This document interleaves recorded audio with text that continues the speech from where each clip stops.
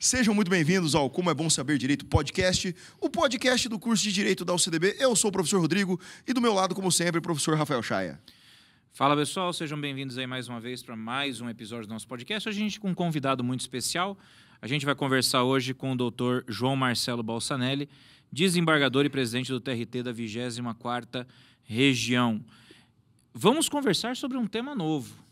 Vamos conversar sobre uma questão que agora é uma realidade que nós não podemos mais ignorar no exercício do direito, que é o quê? A inteligência artificial. Seja muito bem-vindo, desembargador. Muito obrigado pela presença do senhor. Obrigado. É um prazer estar aqui com vocês, professor Rodrigo, professor Chaia. Vocês vejam que, muito embora eu não esteja com uma inteligência artificial do lado, eu consegui gravar o nome dos dois, o que já é interessante para a gente começar a nossa conversa. Só uma pequena correção, eu sou ex-presidente, eu fui presidente até 31 de dezembro e estou vivendo um período de extrema tranquilidade. Feliz da vida, porque voltei para a bancada. Muito bem. Aí é bom. Muito obrigado aí pelos serviços prestados, com certeza. Exatamente. Desembargador, eu queria saber, né, porque é até um tema polêmico na área do direito e até na área da academia, a questão da IA. Qual é a visão do senhor da utilização das inteligências artificiais no mundo jurídico, seja para fazer petições ou seja até para auxiliar os juízes, magistrados em suas decisões? Nossa, dá para a gente falar até amanhã sobre isso. Mas a primeira coisa que eu gostaria de dizer é que a IA veio para transformar a nossa realidade. Isso significa mudança. Toda mudança provoca trauma. Isso significa que, por um bom período, nós estaremos vivendo num processo de trauma da mudança de uma realidade para uma outra realidade. É maravilhoso trabalhar com inteligência artificial, mas ela exige muitos cuidados que precisam ser pontuados. Eu imagino que a gente vai falar um pouquinho sobre isso hoje. Ela é capaz de nos dar uma profundidade inimaginável, mas também de nos induzir a cometer erros absurdos e grotescos. Perfeito. Mas o senhor acha que é salutar, então? Essa mudança é salutar para a seara jurídica?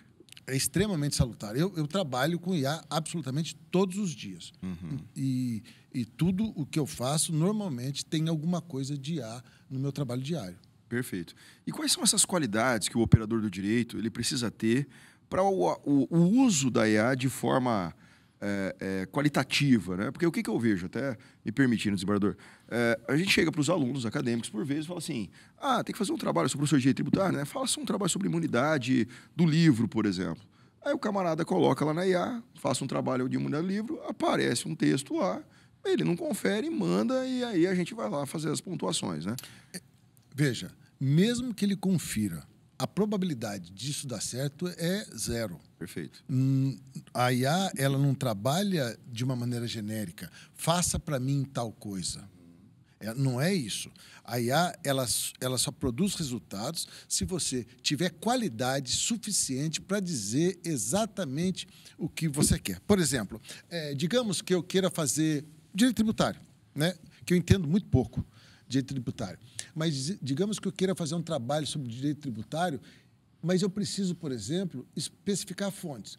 Como que eu vou especificar fontes se eu, como jurista, não conheço as fontes mais preponderantes do direito tributário? Para que vocês tenham noção de quanto eu estou desatualizado de direito tributário, eu pediria para ele falar sobre Geraldo Ataliba, Paulo de Barros Carvalho, Sacha Calmon.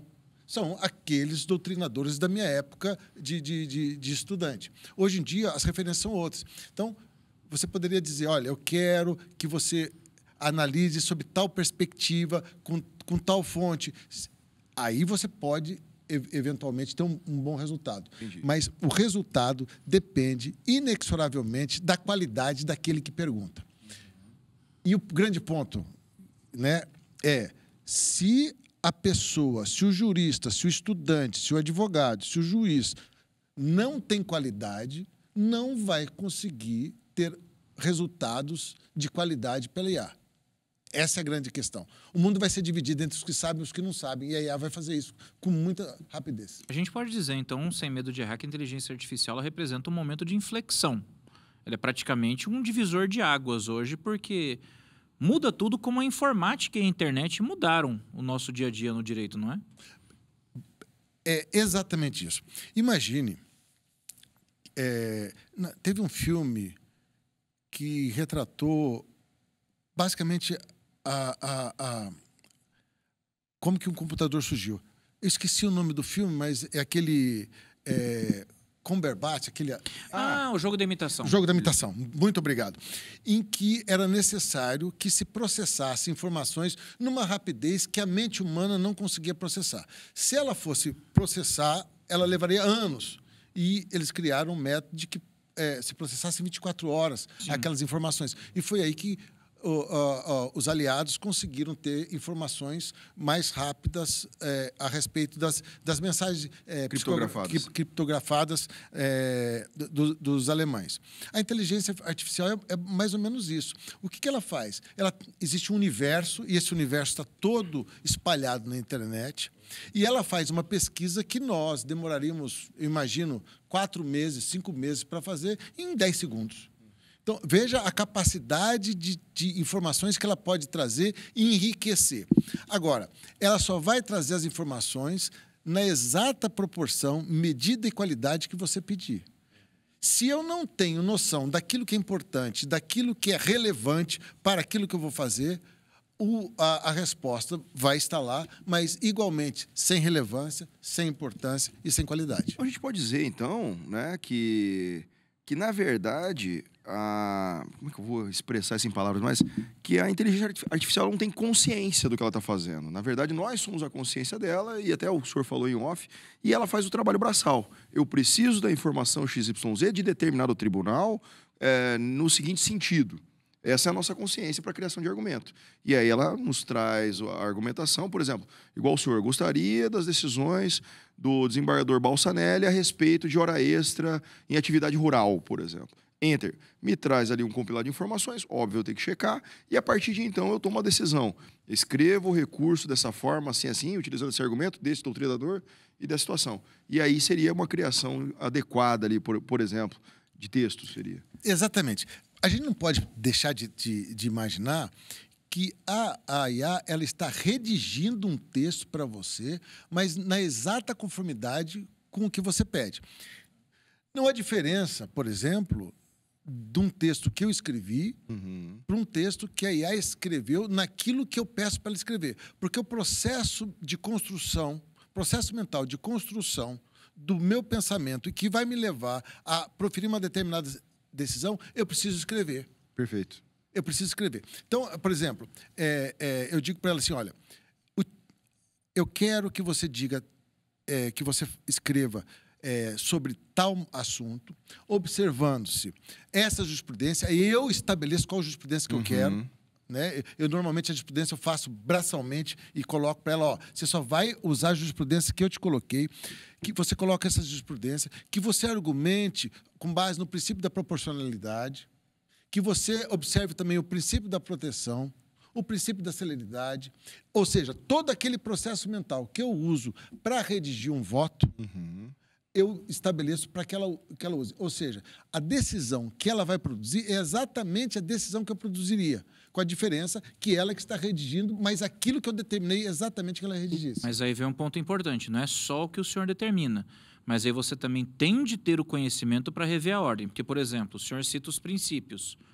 Pode acontecer dela alucinar e utilizar um princípio quando, na verdade, é um outro. Por exemplo, você pede um princípio como um princípio... Vou puxar para o penal, que é mais a minha área. Eu peço que faça uma análise sob a luz do princípio do contraditório e ela alucina e faz análise sob da ampla defesa. Aí a importância de se ter o conhecimento, como o senhor alertou, para que você tenha aquela perspectiva de falar, não, peraí, ela colocou o que eu pedi, mas isso aqui não está legal. E as pessoas não têm muitas vezes essa consciência. As pessoas acham que o que ela gerou só posso assinar e já vou mandar, né? E exatamente, desculpa, se eu vou parecer pretensioso agora, mas não é nada disso. Você está dizendo exatamente o que eu disse. É preciso ter qualidade, porque senão não se obter, o resultado não vai ter qualidade. A grande questão é, eu preciso estudar mais do que eu estudava para produzir melhores resultados do que eu produzo escrevendo eu mesmo. Perfeito. Para usar a inteligência artificial, eu tenho que ampliar a minha qualidade técnica do que eu tenho hoje. Eu, João Marcelo Balsanelli, desembargador, eu tenho que estudar mais e ser melhor para poder produzir resultados. Perfeito. Com a inteligência artificial. E eu ainda acredito, desembargador, que até porque ela vai fazer esse trabalho braçal, até como o senhor disse em off, o senhor ou todos os juristas vão ter mais tempo para fazer esses estudos, tanto na área técnica jurídica, quanto para aprender o desenvolvimento dessa inteligência artificial. Isso é bacana, porque ela é extremamente desafiadora. Esses dias eu pedi para ela construir uma divergência, eu dei todo... Eu estava mostrando aqui para vocês, vocês viram que meus prompts são enormes, né? Sim. Né? Você tem que fazer isso, não faça isso. Tem muito não faça isso, né? Não faça isso, não use jurisprudência da internet, use só a jurisprudência que eu dei. Tome cuidado com isso, seja educada. Seja educada. Exatamente como eu faria. E veio um voto muito bonito, né? Eu fui corrigindo, de repente, eu descobri que ela acrescentou um argumento. Ela disse, olha... No seu prompt, eu acrescentei um argumento. Eu coloquei aqui o princípio da proteção e da instrumentalidade das formas. Porque eu entendi, eu falei, putz, está perfeito isso aqui. Isso aqui está perfeito. Melhorou, ou seja, ela conseguiu ampliar aquilo que eu fiz. Mas ela também alucina. E isso é uma questão importante. Como eu estava comentando com vocês, esses dias eu coloquei a jurisprudência que eu queria num documento. E na hora que veio a escrita, eu achei que a jurisprudência estava perfeita demais. Eu falei assim, mas não é possível, né? Parece que a jurisprudência julgou um caso absolutamente idêntico. Um irmão gêmeo é isso que eu estou julgando. Aí eu perguntei para ela, você pode reproduzir a ementa inteira? Né?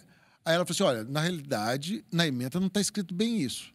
Isso foi a interpretação que eu fiz da ementa. Ou seja, você não pode citar uma ementa, colocar entre aspas um texto que não é o texto que foi escrito. Perfeito, perfeito. O trabalho de interpretar a ementa é meu, é lá atrás. Não, eu não posso alterar a ementa. Com certeza, com certeza. Eu não posso. Então, é preciso ter muito cuidado e repito, tudo vai desaguar no mesmo. É preciso melhorar a qualidade daquele que pergunta. Eu, como estudante de direito, eu, como profissional do direito, eu preciso melhorar. Sim. Se eu melhorar, eu vou ter mais resultados e melhores. E para quem está nos assistindo, só para ficar claro, quando a gente usa a expressão alucinação, essa expressão ela é utilizada para designar quando a inteligência artificial dá uma resposta errada como se fosse certa.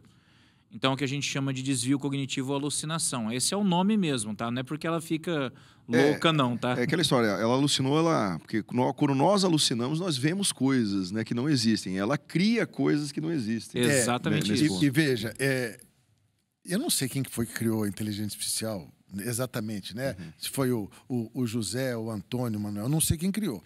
Mas ela, isso eu percebo com muita clareza, ela tem uma vontade imensa de me agradar.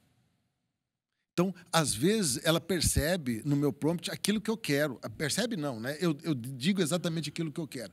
E no afã de me atender, ela inventa coisas. Sim. Sim. Ela inventa coisas. Então, é preciso tomar certos cuidados. muito cuidado. É porque a pessoa, às vezes, ela coloca assim, me dê uma jurisprudência que fale tal coisa.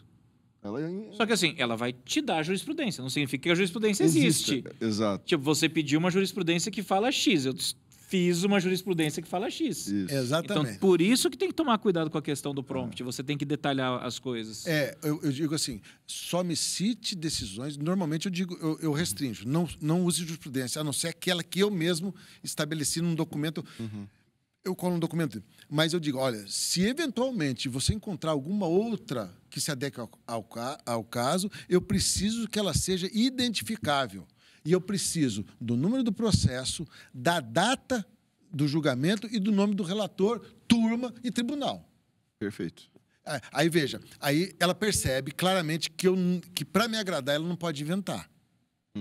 Então, assim, funciona. Agora, isso não me tira a obrigação de checar todas as vezes. As informações. Todas as vezes. E eu acho que a gente tem que deixar muito claro, desembargador, que muita gente tem medo da utilização das IA pelo judiciário, assim, não é nem pelo advogado, por exemplo, mas pelo judiciário.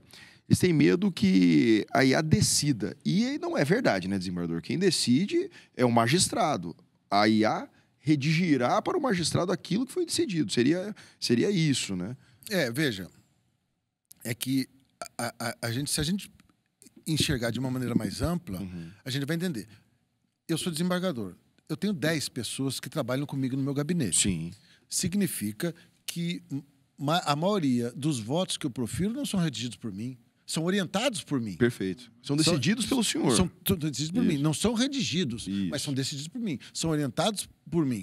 Então, assim, qual que é a diferença de eu agregar a essas 10 pessoas mais um outro recurso que vai me proporcionar a mesma coisa? Por exemplo, as divergências, quando tem... Eu que faço as divergências. Porque eu vejo como é que os outros dois, a turma é de 3 desembargadores, como os outros dois estão decidindo, e eu fico atento e falo assim, ó, a partir de agora é para decidir assim, a partir de agora é para decidir assim. Não há mudança nenhuma, não há mudança nenhuma. Continua sendo a decisão do juiz. Ele é quem diz como deve ser feito. Perfeito. Você não coloca, não é uma receita de bolo. Se você quiser, ele faz uma receita de bolo, mas não é isso. Desembargador, não é aquela história, você coloca a inicial, contestação e decide aí. Não é assim que funciona, né? Não, Exato. mas tem inteligência artificial que do Conselho Superior da Justiça do Trabalho, ele fez uma inteligência artificial para ser usado na Justiça do Trabalho. Ele tem lá uns 50 assistentes. Né? E tem um assistente que chama delimitação de pontos controvertidos. Entendi. Olha. É impressionante, mas também exige prompt. O juiz vai para a instrução. Eu falo isso porque a minha mulher ela é juíza de primeira instância. Vai para a instrução, aí eu e ela estudamos e bolamos um prompt bacana. Eu coloco a inicial, coloco a defesa e coloco a réplica.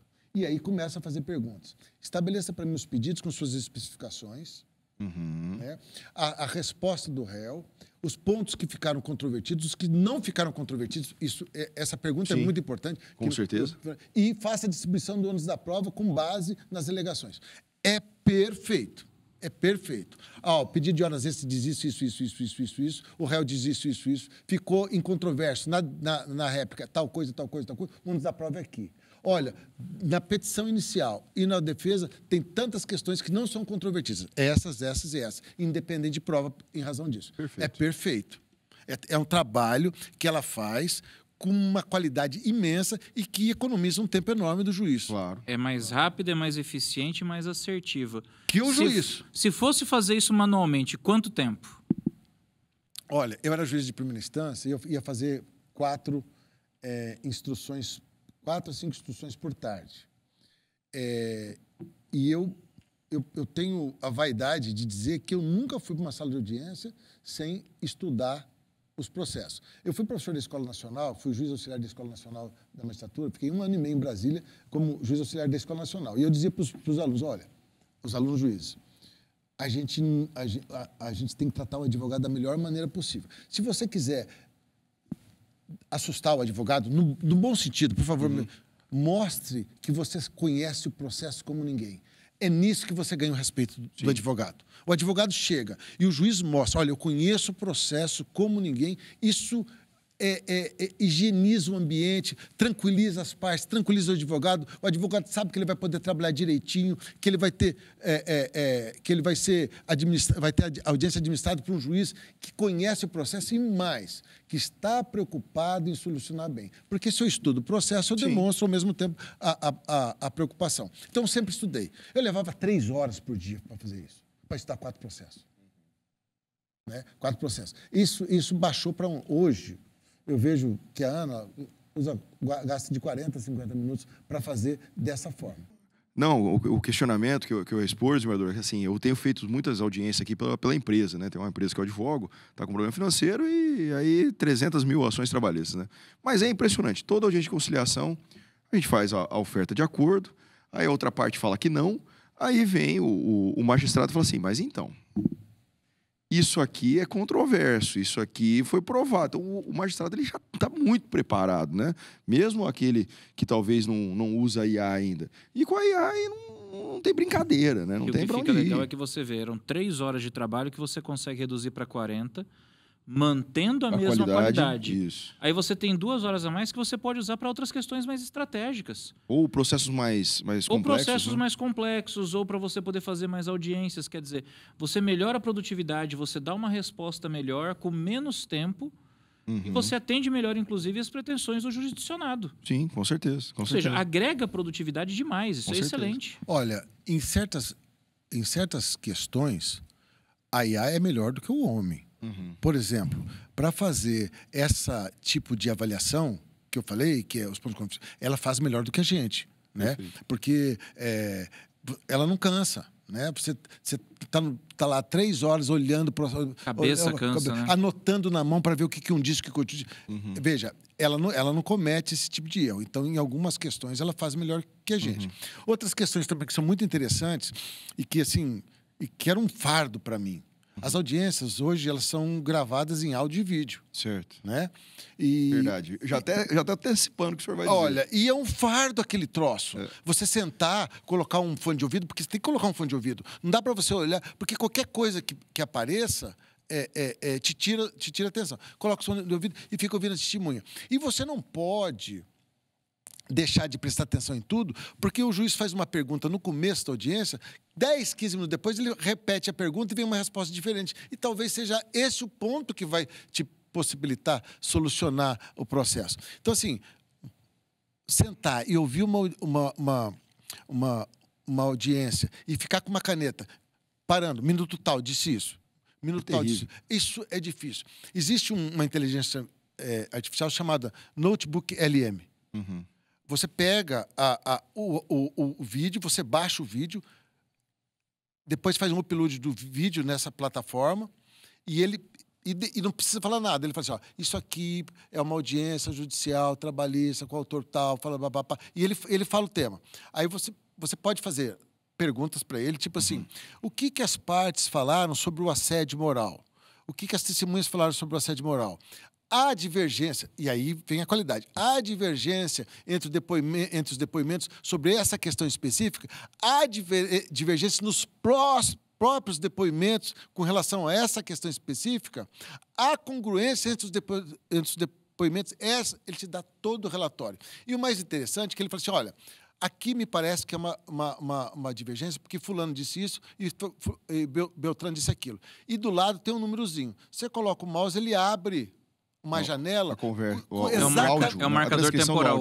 O marcador temporal e a transcrição exata do que a pessoa diz. Então você confere. Você pode até não concordar com o resultado, né? Com o resultado que ele te dá, mas você pode fazer isso. Não estou satisfeito. Faça para mim toda a transcrição. Aí eu faço a transcrição. Existe uma ferramenta no site do Conselho Superior da Justiça do Trabalho que chama Analisador de Depoimentos e você manda ele analisar. E confirma as 2 respostas. Então, assim, abre o texto, né? Eu presto atenção, eu gosto de acatar, mas eu transformo aquilo em PDF e depois vou checar para ver se as conclusões são as mesmas. Perfeito. Né? Então, assim, você faz uma avaliação de uma audiência de 2 horas em meia hora. Querendo ou não... Com uma qualidade muito superior a assistir o vídeo em 2 horas. Exatamente. Você está trazendo uma efetividade para a justiça, né? E aí, essa questão de efetividade, desembargador, o senhor acha que, porventura, algumas funções no Poder Judiciário serão reduzidas no que tange a servidores, por exemplo? Bom, se nós temos uma IA que pode auxiliar na elaboração de votos, decisões, então nós não precisamos de mais 10 servidores, podem ser 5. O senhor acha que vai acontecer essa diminuição de vagas ou algo nesse sentido? Eu acho que ela vem só para somar. Eu já li pesquisas de todo jeito. Tem pesquisas que dizem que a IA vai ampliar a necessidade de mais gente, né? de mais gente, e vai impor que essas pessoas tenham uma qualificação ainda maior do que elas já têm. Eu acredito nisso. Mas eu acredito também em robôs. Eu acho que o grande lance da IA vão ser robôs dentro do Poder Judiciário. Processos mesmo. Por exemplo, o sujeito perdeu a ação e entra, se for na Justiça Comum, com recurso de apelação. Perfeito. Na Justiça do Trabalho se chama recurso ordinário. São os equivalentes, apelação ou recurso ordinário. O que o robô, que é uma IA, pode fazer? Ele pode verificar o interesse recursal, a legitimidade recursal, o pagamento do depósito recursal e preparar um despacho de admissibilidade ou não do recurso. Isso ele pode fazer. Que é uma coisa automática. É uma coisa automática. É uma coisa que o STF já faz. É requisito, né? Ele vê prazo, ele vê interesse. Ele consegue ler interesse recursal. Ele consegue ler interesse recursal. Ele vê que se aquele cara que está recorrendo foi vencido, né? Porque ele vai na sentença e ele lê a sentença. Entendi. Verificar se ele é sucumbente mesmo e poder recorrer. Ele faz isso. Então, assim, esse tipo de robô movido por inteligência artificial será muito bem-vindo. Porque nós não vamos ter mais aquilo que a gente chama de tempo perdido no processo. Processo parado esperando alguma coisa. Eu imagino que vai ser alguma coisa nesse sentido. Nós vamos ter futuramente. E aí os analistas sobraria tempo para justamente eles se concentrarem naquilo que importa, que é a decisão, né? Nas tarefas de qualidade. Exato. Agora, como é que o senhor encara, por exemplo, a evolução da legislação com relação à IA no Brasil? O senhor tem acompanhado alguma coisa? O senhor tem visto alguma discussão com relação à regulação da IA no Brasil? Porque a nossa ferramenta de trabalho é a lei, né? A gente fica preocupado também. Veja, isso é uma coisa que nós vamos precisar pensar. Porque existe um componente ético muito importante. Perfeito. Olha, eu vou dar um exemplo para vocês que aconteceu no Brasil. Eu não me lembro se foi no ano de 2017, 2018. Havia uma inteligência artificial nas estações de metrô de São Paulo. Então, veja, aí tem um viés absolutamente discriminatório e invasivo. O que ela fazia? Eram câmeras que ficavam esperando as pessoas saírem de dentro do trem. Rapidamente, saíssemos nós três, por exemplo. Né? Eu, Rodrigo e Chaya. Saímos três. Aí, ela faz uma ferição estética inicialmente. Né? E a partir da ferição estética, ela faz um julgamento. O Chaya é assim, o Rodrigo é assim, o João Marcelo é assim. A partir daí, ela faz uma avaliação também discriminatória de quem tem o melhor poder aquisitivo e de quem é mais suscetível à publicidade. Aí, digamos que ela achou assim que eu e o Chaya não estávamos com nada. E o cara a ser observado, o alvo era o Rodrigo. Aí o Rodrigo, caminhávamos nós três e começavam a aparecer naqueles banners de publicidade, algumas publicidades. E aí ela passava a olhar os olhos dele e verificar aquilo que chamava atenção. Numa fração de segundos, ela percebia, isso aqui chamou a atenção dele. E, a partir dali, ela começava a pulverizar publicidade daquilo que havia chamado a atenção. O sujeito, na hora que ele sai da estação de metrô, ele está desesperado para comprar aquele produto, consumir aquele produto. Houve uma liminar que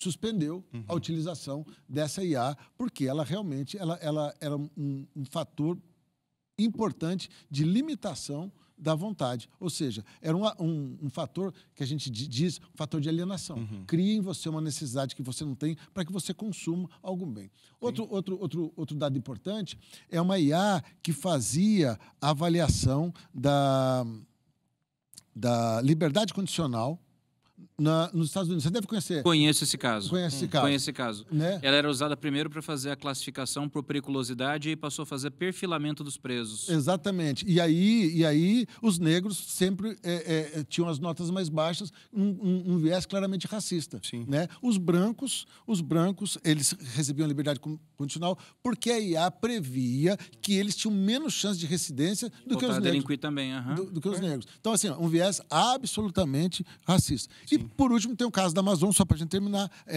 de exemplo. A Amazon usou uma inteligência artificial para analisar currículos.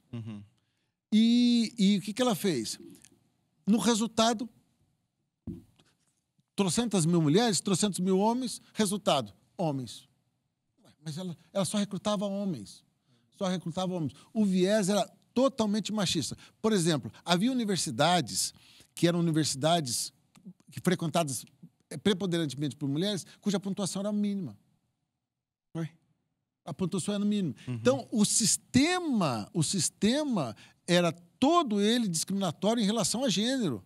E a Amazon, inclusive, deixou de usar essa IA porque ela não conseguia, ela não conseguiu estabelecer um sistema em que fosse paritário em relação a gênero. Simplesmente não conseguiu. Isso é a importância do supervisionamento constante dos modelos de aprendizado de máquina, porque o enviesamento ele é uma realidade. Ele pode ser refletido pelo enviesamento dos dados que foram usados para treinar um modelo ou do próprio programador. Sim. E aí você faz o supervisionamento exatamente para parar essas arestas. Senão você começa a ter problemas gravíssimos nesse sentido. Não, é assim, no MIT, a Universidade norte-americana, você tem acesso a computadores, salas, pela face. E aí, numa tentativa absolutamente equivocada de não ter discriminação, eles não colocaram no algoritmo o negro. Né? Ah, mas se eu colocar o negro no algoritmo, vai ter um viés discriminatório. Às vezes, não colocar é que tem um viés discriminatório. Sim, exatamente. Tinha uma aluna, ela é chamada Joy alguma coisa, ela é uma nigeriana.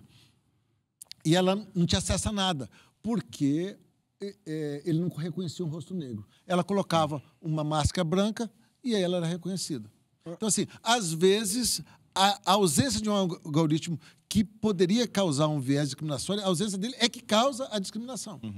Então, assim, há conteúdos éticos, há discussões éticas muito profundas que a gente precisa trabalhar. Eu fico extremamente feliz ouvindo isso, porque hoje a grande tendência da discussão na inteligência artificial é exatamente o aspecto da ética e do humanismo. E aqui no Brasil o que a gente percebe é que as pessoas ainda estão muito focadas na discussão da proteção de dados. E não estão discutindo a ética. E a ética é fundamental. Sim. Ela é fundamental não só para a programação, quanto para o uso e para os dados que vão ser alimentados. E o pessoal deixa muito de lado essa discussão. E é importantíssima. E uma coisa que a gente precisa levar em consideração é que as decisões por algoritmos, elas reproduzem aquilo que nós somos. Perfeito. Se nós somos uma sociedade machista, os resultados serão com discriminação de gênero, favoráveis aos homens e discriminatórios em relação às mulheres. Perfeito. Se nós somos uma sociedade racista, o viés vai ser racista com discriminação a certos grupos de pessoas. Então, assim, a inteligência artificial, ela vai reproduzir aquilo que nós somos, o que é a nossa sociedade. Nós precisamos trabalhar no grau civilizatório do país, das pessoas, para que isso não aconteça mais. Sim. E aí inserir na inteligência artificial que ela faça as correções que devem ser feitas, né? Porque como o senhor falou, por exemplo, o ChatGPT ele faz uma busca ali num banco de dados da realidade, digamos assim, né? Ela inventa coisas, mas enfim, é da realidade que se apresenta. Se a realidade é meio esquisita, ela vai te retornar resultados esquisitos. Ela vai produzir os mesmos resultados que a sociedade produz. Eu não sei se isso é por conta das informações jornalísticas, mas eu acho que nós nunca passamos por um período tão terrível com relação à agressão a mulheres. Sim. Agressão a mulheres. E eu imagino que a inteligência artificial, ela eventualmente possa reproduzir esse tipo de discriminação. Teve, inclusive,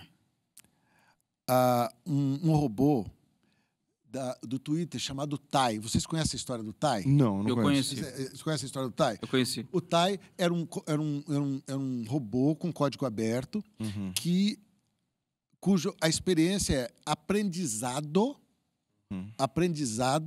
pelos usuários. Então, entrava lá o Rodrigo, tal coisa, Tai. Entrava lá o Chay, tal coisa, Tai. Aprendi isso. Resultado, em menos de 24 horas, ele se transformou na pessoa mais discriminatória possível em relação a mulheres, em relação a negros e com uma face totalmente nazista. Ele foi desligado. Foi menos de 24 horas. Menos de 24 horas. Ele foi desligado. Olha aí. Só pela produção ali do incentivo, digamos assim, dos usuários. Dos usuários. Isso aí Ele se transformou nazista, preconceituoso, racista e preconceituoso em relação às mulheres. Menos de 24 horas ele teve que ser desligado. Ele começou a falar coisas absurdas. E isso baseado na interação com o ser humano, né? E aí o ser humano tem que mudar, né? O ser humano tá esquisito. Tem um documentário, estou tentando lembrar agora, eu quero saber, acho que é a Privacidade Hackeada. Eu não sei se é o Dilema das Redes ou Privacidade Hackeada, mas um desses dois documentários tem uma frase que eu acho sensacional, porque ele fala o seguinte: a inteligência artificial ela não é nem inteligente nem artificial. Ela é aquilo que nós programamos ela para ser. Ponto. Sim. Então é aquela história, como o desembargador bem disse. Se você pega o modelo e deixa o modelo é uma esponja, ele vai absorver tudo que você lançar para ele. Se você treiná-lo com conteúdo de qualidade, cara, você pode ter uma inteligência artificial capaz de dar diagnósticos médicos em poucos minutos. Você pode ter uma inteligência artificial capaz de analisar documentos com assertividade absurda. Agora, se você alimentá-lo com informações viciadas, venenosas, tóxicas, vai se tornar uma plataforma tóxica. Sim. Ponto. Sim. É como se fosse uma criança que você está criando desde pequeno.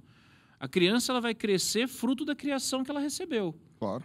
Então você tem que ver bem o que você vai colocar na IA, bem o que você vai treinar, e daí a gente volta na discussão da importância do supervisionamento, para garantir que a inteligência artificial entregue aquilo que a gente espera. Perfeito.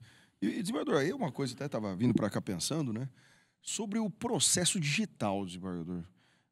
Assim, na minha visão, na época da digitalização dos processos, foi justamente a digitalização dos processos. Que eu digo assim, a gente tinha o processo físico, inclusive até um elogio à Justiça do Trabalho, os processos físicos da Justiça do Trabalho são os melhores, eram os melhores.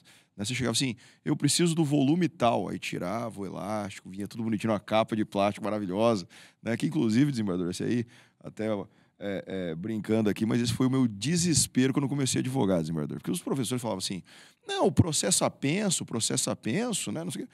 Aí quando eu cheguei lá no Tribunal de Justiça, enfim, no fórum, eu quero um processo apenso. Tinha umas cordas amarradas. Eu falei, que é isso? Corda amarrada no processo, que absurdo. E lá no Justiça do Trabalho, aquele capinha bonito e tal. Mas, desembargador, eu acho assim, que nós só transformamos o papel físico no papel digital. Será que não teria uma outra forma de pensar essa estruturação do processo digital? Por exemplo, né, a Justiça do Trabalho tem algumas ações que são muito padrão, né, relacionadas a contrato de trabalho, reconhecimento de vínculo, hora extra, 13ª, enfim. Será que não teria uma outra forma de peticionar, por exemplo, onde utilizaria, descreva aqui o fato, checkbox para colocar hora extra, 13º, valor, aquela coisa toda? A gente chama de PJE, né, Processo Isso, Judicial o Eletrônico. nosso sistema hoje. Ele não é eletrônico. O processo não é eletrônico. O processo é digital. E é exatamente o que você está falando. Foi a transformação do papel para o byte. Nada além disso. O que nós ganhamos com relação a isso? Capacidade de armazenamento. Sim, exatamente. Né? A gente não tinha mais onde colocar o processo. Se vocês forem lá no arquivo, é uma coisa louca. Parece um silo, só que em vez de grão, soja, milho, tem processo papel, lá. Tem papel lá. É uma coisa louca. Hoje em dia, não. Hoje em dia, nós temos armazenamento na nossa sala-cofre e também na nuvem. Então, assim, o que nós mudamos? Só armazenamento. O que é um processo eletrônico? Um processo eletrônico é um processo que se envolve com certa autonomia, né? Habilidade de se desenvolver por si mesmo. Isso não existe ainda. Né? É aquilo que eu falei agora há pouco. A gente precisa desenvolver alguns robôs. Né? Perfeito. Alguns robôs. Por exemplo, despachos ordinatórios. O juiz não precisava ter que despachar, olha, vista a parte contrária. Ele não precisava despachar isso. Isso poderia ter um robô para fazer esse tipo de coisa, para tirar o tempo morto do processo. Chega uma perícia chega, o juiz recebe aquilo, o juiz tem que despachar a perícia. Vista para a parte contrária, da praça para cima da vista. Isso são coisas que um robô poderia fazer tranquilamente. São atos ordinatórios. Vocês sabem demais o que significa isso, mas para quem está ouvindo, são aqueles atos que não dependem de uma decisão do juiz. Ele apenas ordena que o processo ande. Né? Não tem conteúdo decisório dentro dele. O robô poderia fazer esse tipo de coisa de conteúdo decisório. Aí o processo seria eletrônico. Eu imagino que nós estejamos caminhando para isso. Porque, assim, eu fiquei muito, mas muito feliz de ver o site da Justiça do Trabalho, a JTIA, em que há 50 assistentes. E tem um sistema de jurisprudência chamado Falcão. Ele era para funcionar melhor. Ele não funciona melhor por culpa dos desembargadores, dos tribunais, que não tem um terçário único. Né? Então, você pergunta para ele assim, como é que o tribunal da 24ª Região tem analisado tal tema? Em relação a isso. Aí ele vira e fala assim, desculpe, não encontrei nenhum arquivo, documento que fale sobre isso. E a gente sabe que tem centenas. Então, onde nós estamos errando? Na forma de construir das emendas. Então, uns falam despedida indireta, outros falam rescisão indireta. Qual que é o termo que ela vai fazer? Entendi. Que a gente tem que unificar. Se a gente fizer isso, funciona. Funciona no TST, porque o TST, o Tribunal Superior do Trabalho, eles costumam usar exatamente as mesmas expressões. Eles são muito mais uniformes nas expressões do que nós. Então, assim, para fazer mesmo que seja uma inteligência artificial, às vezes ele não consegue perceber sinônimos. Sim. Mas é muito interessante. Você pega uma decisão de uma decisão de outro e fala assim, ó, onde está a divergência aqui? Ele te aponta a divergência. É o sistema de jurisprudência da Justiça do Trabalho. Chama Falcão. Isso é interessante, que eu não sabia que tinha essa evolução Tem essa evolução. Esses dias eu fui, teve um incidente de assunção de competência que o relator, o desembargador César, disse o seguinte, olha, não vou receber, não vou admitir, porque não existe discrepância entre o entendimento das turmas. Eu pedi vista regimental e fui fazer uma consulta. E a resposta que me deu foi o Falcão. Falcão, o seguinte, está tendo esse tipo de dúvida, verifique nas duas turmas, porque eu fiquei 4 anos afastado, 2 anos como vice-presidente, 2 anos como presidente do tribunal, afastado da jurisdição. Me diga. E ele falou assim, olha, tem sim, tem divergência. Eu fui olhar, tinha divergência, mas era uma divergência antiga de um desembargador, cujo voto de condução era do desembargador que não está mais entre nós, infelizmente. E aí houve uma substituição e pacificou a jurisprudência. De fato, ele tinha razão. Mas veja, o Falcão me deu uma resposta que eu levaria assim horas fazendo uma pesquisa de jurisprudência dentro do meu tribunal, que ele me deu em 5 minutos. Perfeito. Não, bom demais.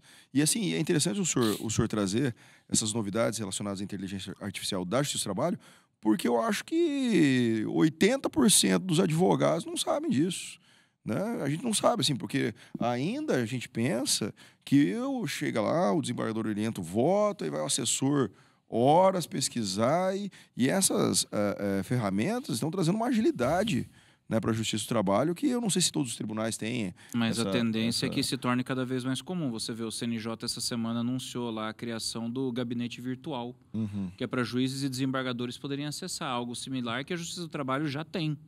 Ou seja, a tendência é que o uso da inteligência artificial comece a se tornar cada vez mais ostensivo. Sim. E aí o advogado vai ter que correr atrás disso também. O advogado que está falando assim, não, inteligência artificial é só uma modinha que logo passa, eu vou continuar no artesanal. É bom rever essa postura. É bom rever essa postura com urgência. Porque a qualidade que você agrega, principalmente hoje, o principal commodity para quem trabalha no direito é o tempo. A gente quer ter mais tempo. Sim. Mais tempo para poder analisar os documentos, mais tempo para escrever as petições, mais tempo para poder analisar os processos. Poxa, o que a inteligência artificial faz é exatamente te dar mais tempo. Sim. É o principal que ela faz, é te dar mais tempo. Por que eu não vou agregar isso no meu dia a dia? Exato. Mas aí, como o desembargador bem falou, né, precisamos aí estudar, né? Tanto a parte jurídica quanto a parte técnica da IA. Né? Vem um texto grande e você fala assim para IA, faça um resumo para mim. Não pode ter uma ordem mais, desculpem, idiota que essa. Né? Faça um resumo para mim.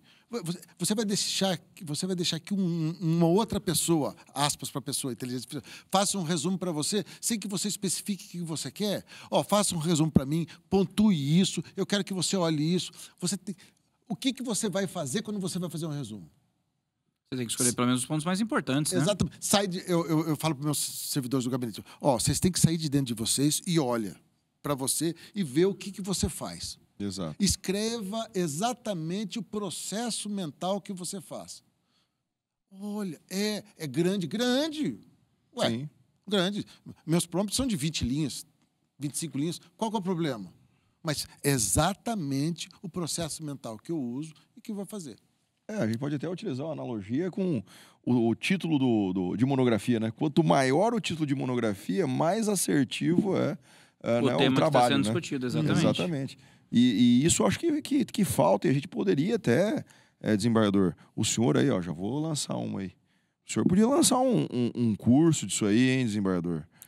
Né? Um vídeo na internet aí para orientar os meninos. Ana, né? ia achar graça, que ela falou isso para mim essa semana. Mas olha, eu ainda preciso aprender muito. Preciso aprender muito. E a melhor forma de aprender, qual que o senhor recomenda? É testando? É usando? É errando? Qual é a melhor forma para a pessoa que quer aprender? A melhor forma para a pessoa que quer aprender é fazer isso. Tentar escrever, primeiramente, o seu processo mental. Quando eu pego um processo, o que eu olho primeiro? Eu olho se tem competência. Isso tem que estar no prompt. Tem competência? Verifique para mim, faça análise da petição, verifique para mim se tem competência. Verifique para mim, deixa eu olhar se tem prescrição. Verifique para mim se tem prescrição. Tudo aquilo que você pensa, Quando você vai fazer, você vai reproduzir. E ela te traz com profundidade. E nessa profundidade, se você tem qualidade, ela te desperta. E você vai estudar mais. É impressionante. Porque daí você começa... ouça-me com toda delicadeza. Você começa numa competição com a IA. Você não me pega de novo, hein? Como é que eu deixei isso passar? Não, agora eu não vou deixar isso passar. Ela sempre vai fazer com você, porque a capacidade que ela tem de leitura do mundo é... Infinitamente maior. Não dá nem para... Acho que infinito é uma palavra pequena para a capacidade que ela tem, diferente da gente. Mas usar os seus métodos e perguntar, é para fazer alguma coisa? Nunca pode ser uma decisão genérica. Por isso que é necessário aprender, é necessário estudar, ter qualidade. Porque as ordens genéricas virão com decisões ruins. Perfeito. Eu não vou deixar embora sem dar uma dica. Qual é hoje a plataforma que o senhor mais usa no seu dia a dia? Que o senhor recomenda assim que as pessoas, olha, conheçam essa. Que seja acessível para as pessoas. Qual que o senhor gosta mais hoje que o senhor usa no seu dia a dia? Eu uso duas bastante. Eu uso... três. Eu uso o ChatGPT, né? Eu uso a versão paga, que ele me dá um pouco mais de profundidade. Eu uso Notebook, LM. Que é esse que o senhor falou das transcrições. Das transcrições, né? E eu uso o DeepSeek, que eu gosto também. Só que o DeepSeek ele tem um defeito grave para mim, né? Que o ChatGPT não tem... O ChatGPT eu consigo dar ordens pelo microfone. Orais, pelo microfone. E o DeepSeek não. Isso é bacana. Entendi. Isso é bacana. Entendi. Não, inclusive nós estamos usando isso aqui, ó. O senhor já viu esse aqui? Esse aqui é o canal. O senhor já viu esse dispositivo chamado Plaud? Inclusive patrocina a gente aí, Plaud. Esse aqui é um gravador de voz, desembargador. E aí, quando o senhor sincroniza, ele já vem com o ChatGPT incluso, ele já faz uma transcrição, já dá o resumo, um mapa mental. Então, por exemplo, a gente grava a aula, dá aula, termina a aula, o aluno você pergunta, e o material, professor? Em 15 segundos você já manda um PDF daquela sua aula para ele, ou de uma audiência, por exemplo. Que coisa impressionante. Exatamente. Sim, é um gravador. E olha, quando eu dava aula, eu era um cara extremamente tecnológico. Né? Eu dava aula com um tablet na mão. Ah, sim.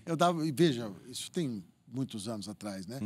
Eu transformava aquela minha aula, eu redigia toda a aula, transformava ela em PDF, dava aula, juntava jurisprudência e tal, e no final da aula eu passava no e-mail da turma, nenhum aluno comprava livro, porque eu fazia as várias buscas. Pelo visto, eu virei o Capitão Caverna perto de vocês. Não, mas isso aqui ele faz basicamente o que o notebook LLM faz, só que ele tem a vantagem de ser portátil. Você pode usar só o gravador. Colocou perto do telefone, ele sincroniza automático, ele transfere a gravação e ele pergunta, o que você quer fazer com a gravação? Você pode fazer ofício, ata, memorando, apostila, artigo, mapa mental, o que você quiser. Aí, por exemplo, no meu caso, que eu atuo bastante no criminal também, porque no caso de audiências judiciais está gravado, mas por exemplo, delegacia, vai ouvir o depoimento do cidadão lá, aí geralmente o depoimento é escrito, né? Aí você vai lá, solicita, o delegado de polícia, doutor, posso gravar aqui? Ele, não, autoriza, pode gravar. Aí você grava, chega no escritório, já está tudo pronto. Aí você já pega o argumento trazido, né? A fala do cliente que foi transcrita, você já joga na petição e já começa a trabalhar ali. Então, assim, hoje, eu sou um menino ainda, desembargador, na questão da inteligência artificial, até pensando aqui, agora o senhor falando, vou pegar o meu chat GPT e aí criar um chat para cada processo que eu tenho. Eu pensando, será que isso vai me dar uma agilidade? Aí jogar os arquivos, por exemplo, do processo, na petição inicial, com as provas, e aí trabalhando dessa forma que o senhor falou. Pontos controvertidos, ele já me aparece ali, faça um PDF com os pontos controvertidos. Ponto. Aí essa petição já vai no juízo civil, né? Solicita. Veja, o ChatGPT, ele te permite continuar a conversa depois de um tempo. Sim. Só que os arquivos que você anexou, eles ficam inválidos. O que eu acho que é muito bacana. Entendi. Né? É muito bacana. Uma questão de proteção de dados. É uma questão de proteção de dados. Então, aí, como é que você faz? Você insere de novo os documentos. Né? Eles não permanecem por muito tempo. Entendi. Se você quiser continuar a conversa, depois ele continua a conversa. Mas se você for pedir para buscar informação nos documentos, ele vai dizer, olha, ele usa a expressão, os documentos expiraram. Entendi. Entendi. Então ele não serve ali como um arquivo digital. Então. Não. A não ser que a gente assina o Plus, a não ser que você queira assinar o Pro. Aí o Pro você vai pagar R$ 1.000 Milhões. por mês e você treina do jeito que você quiser ele também. Entendi. Aí você treina, e você pode subir todas as suas petições, todos os seus processos, e aí você conversa com ele a hora que você quiser. Entendi. Eu nem sabia isso que ele está falando. Tem o Pro. O Pro Eu sabia você... que existia o Pro, mas não sabia a diferença. Você eu achei que era treina. corporativo o Pro. Não, o Pro ele é basicamente corporativo, porque você pode pegar um GPT do zero e você pode treinar ele com a base de dados que você quiser. Se o senhor, por exemplo, pegar toda a sua base de decisões, todas as decisões que você já proferiu, você pode montar ali, por exemplo, um algoritmo preditivo capaz de avaliar a porcentagem de sucesso de uma petição que alguém impetre na sua vara. Olha, essa petição que entrou aqui, considerando todo o meu histórico de decisões, tem 23% de chance de sucesso. Mas isso é como se fosse a jurimetria, né? Exatamente a jurimetria. Ele faz exatamente isso. Você pode treinar um modelo para fazer isso. Existem sites que você precisa assinar que te fazem busca de jurisprudência e te dão a jurimetria. E a jurimetria é uma coisa assim absurda, é medonha, né? Sim. É assustadora. O cara chega assim, ó, o processo caiu na mão do desembargador João Marcelo. Ele nunca julgou isso. O cara faz uma varredura e fala assim, ó, ele vai julgar assim. É impressionante. É 100% de acerto. Rapaz. A jurimetria é estatística aplicada ao direito. Tem plataformas hoje, a gente não vai citar porque não estão patrocinando a gente, Olha mas aí. que já tem uma base de dados de 22 milhões de decisões no Brasil. Ele tem 22 milhões de decisões no Brasil e ele usa como base de dados para poder avaliar qualquer julgamento de qualquer juiz. Eles sabem com antecedência, melhor do que eu, como eu vou julgar. Olha aí. Baseado ali naquele histórico da vida do E aí senhor. você, como advogado, você pode fazer uma abordagem mais estratégica. Eu não tenho chance de vitória, então já vou empurrar para um acordo. Sim. Eu tenho mais chance de vitória, eu posso ter uma moeda de troca melhor no acordo, ou eu vou tocar sem acordo mesmo. Sim, entendi. A jurimetria acontece pra caramba, é muito boa. Bacana. Agora, uma coisa que eu queria falar também é o seguinte. Eu junto inúmeros acordos meus e falo assim, olha, eu quero que você observe o estilo linguístico e literário dos acordos. E ela é como se eu tivesse escrito. Exatamente. Você Olha. pode fazer, você treina. E aí fica a informação lá, mesmo que o documento, que o acordo depois ele saia. Veja, ela aprende. Por exemplo, tá. ela aprende. Eu lembro que uma vez eu disse para ela assim, olha, nunca mais me mencione jurisprudência sem falar para mim a data, o número do processo, o nome do relator e a turma. Eu só falei uma vez. Certo. E uma pergunta, desembargador. Aí agora o senhor vai me ensinar aqui. Para cada voto que o senhor vai relatar, o senhor abre um chat novo no ChatGPT ou continua sempre no mesmo? Tipo, uma conversa nova? Sim, uma conversa É nova. sempre uma conversa nova, né? Para Não ter cruzamento de não ter informação. cruzamento de informações. Sempre tem uma conversa nova. E assim, ainda fala assim para ele assim, olha, depois que eu ajeitei, você abre a lousa, né? Porque ele abre a lousa, conserta, deixa, você mexe parágrafo por parágrafo, deixa prontinho. Aí você fala assim, olha, transforme essa resposta em formato word.docx. Aí ele fala assim, tá aqui, é só baixar. Você clica, já baixa no Word. Aí é só colocar na formatação e apertar Você só Enter. precisa colocar na formatação. Olha aí. Para não dar aquele copiar e colar e bababá. E é uma chatice problema, sem tamanho, vem sem formatação. Bem, aí se você quiser colocar formatação, ele também faz. Eu fiz uma vez, mas eu não me lembro onde é que está o prompt e fiquei com preguiça de fazer. Coloca letal, procedimento justificado, 1,5, bababá. Ele faz exatamente.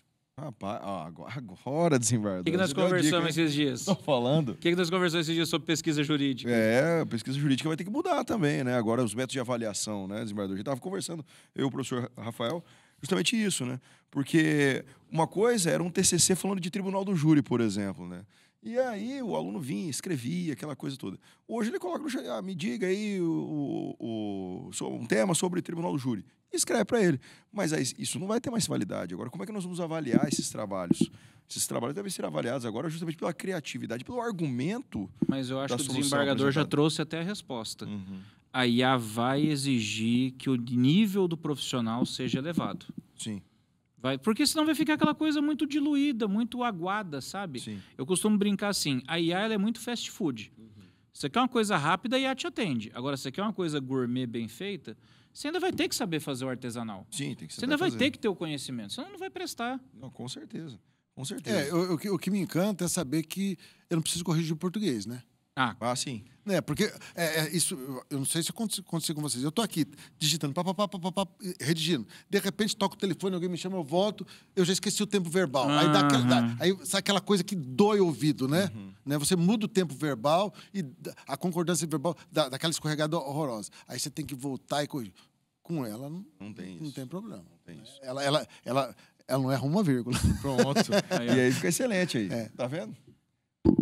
Cara, eu queria levar essa conversa mais umas 3 horas, porque eu gosto muito desse tema, mas nosso tempo está acabando. Infelizmente. Mas, desembargador, eu acho que foi uma excelente conversa, até para trazer e desmistificar o uso da IA, tanto para os advogados, no que tange também aos magistrados, né? Porque eu falo sempre, há um preconceito, mas sempre aquela história. O preconceito ele existe quando a pessoa não conhece. E o senhor esclareceu muitas dúvidas aqui, acredito, não só nossas, mas também dos acadêmicos que estão assistindo. Desembargador, muito obrigado pela presença do senhor. Eu agradeço imensamente. A conversa foi muito boa, divertida. Nossa, passou voando. Eu olhei aqui a hora e falei assim, caramba, já foi 1 hora. Aí, ó. E tinha tanta coisa que eu ainda queria falar com ele, cara. Não. Eu queria tirar umas dúvidas com ele ainda. Não, mas aí a gente faz assim, a gente marca o próximo, aí com o computador aqui para o desembargador ir mostrando pra gente os prompts que ele faz lá. Aí Rapaz, é o segredo, é o ouro, esse é o ouro. Se ele fizer um manual de prompts e colocar à venda, fica rico, viu? Porque o pessoal não sabe pensar em prompt, se ele entregar o prompt pronto, você vai ver o que o pessoal faz. É a grande diferença. Mas vamos fechar dizendo, ela não substitui ninguém.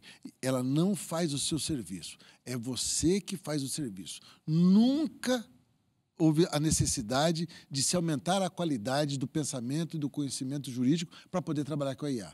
É isso que eu gostaria de dizer. Quanto mais você trabalha com o IA, mais você sente a necessidade de se aprimorar, de melhorar. Eu nunca estudei tanto. Perfeito. E com essa palavra desembargador, eu falo para vocês, alunos, tá vendo? Desembargador do TRT, anos de direito e está estudando. E você querendo colar na minha prova, viu? Pessoal, obrigado. Até a próxima. Valeu, pessoal. Até a próxima. Muito obrigado. Até logo, pessoal.